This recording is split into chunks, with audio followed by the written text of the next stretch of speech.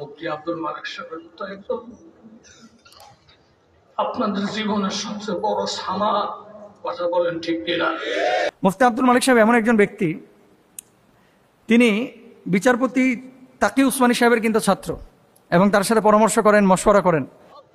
ওনারে দেখলাম, মুসাফা করলাম, এত বড় আলেম, কোনো শান নাই, মান নাই, কিচ্ছু নাই, অথচ এই মাদ্রাসার ছাত্র। মুফতি দেওয়ার সাহেব কোন মাদ্রাসার?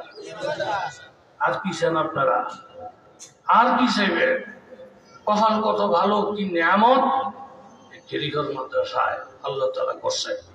2 নম্বর, মুফতি আব্দুল মালিক সাহেব দেশের যে প্রসিদ্ধ একটা দ্বীনি মার্কাজ বিদ্যাপীঠ মার্কাজুদ দাওয়াহ, এই মার্কাজুদ দাওয়ার কিন্তু প্রধান, উনি প্রতিষ্ঠাতা, এবং এখানকার তিনি মুহাদ্দিস, মুহাক্কিক, মুফতি এবং টিচার, ওস্তাজ।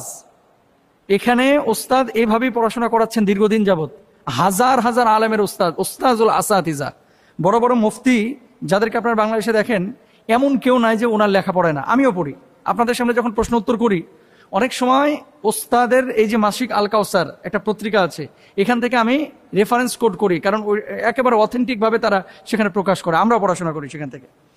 তারপরে দেখেন, সৌদি আরবের রিয়াদে অবস্থিত ইমাম মোহাম্মদ ইবনে সাউদ ইসলামী বিশ্ববিদ্যালয় উসুলউদ্দিন অনুষদের অধ্যাপক শেখ আবুল ফাত্তাহ আবু গুদ্দা রহিমাহুল্লাহর অধীনে তিনি 2 বছর হাদিস এবং ইসলামী আইন বিষয়ে উচ্চতর গবেষণা করেছেন। তার মানে উনি যেন তেন মানুষ না। বিনয়ী কেমন জানেন? চাইলে কিন্তু গাড়ি বাড়ি ঢাকায় ওনার কোনো বিষয় ছিল না, ব্যাপার ছিল না, কিন্তু যে স্যান্ডেলটা পরে আপনি দেখবেন ওই যে রিক্সাওয়ালা ভাইরা প্যাডেল ঘোরাইতে ঘোরাইতে একেবারে চটি হয়ে যায় না, উনি এয়ারপোর্টে যাক আর বিদেশে যাক, এরকম একেবারে এত বিনয়ী মানুষ।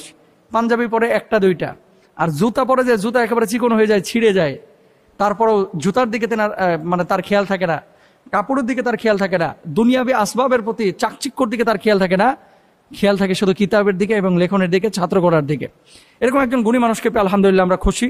তো উস্তাদ আব্দুল মালিক হাফিজাহুল্লাহ, আল্লাহ তাআলা তাকে কবুল করেছেন সঠিকভাবে এই দায়িত্ব পালন করার, বাইতুল মুকাররমের খেতাবতের দায়িত্ব পালন করার তৌফিক দান করুন। ছোটবেলা থেকে তিনি ছিলেন প্রখর মেধার অধিকারী। তার শিক্ষা জীবনের শুরুটা হয় পরিবার থেকেই। প্রাথমিক শিক্ষা লাভের পর তিনি চাঁদপুরের শাহরাস্তির খেড়িহর কওমি মাদ্রাসায় মিশকাত জামাত পর্যন্ত পড়াশোনা করেন। এরপর তিনি ওই মাদ্রাসায় উচ্চতর হাদিস বিভাগে ভর্তি হয়ে 3 বছর মাওলানা আব্দুর রশিদ নৌমানী রহমতুল্লাহি আলাইহির তত্ত্বাবধানে হাদিস অধ্যয়ন করেন।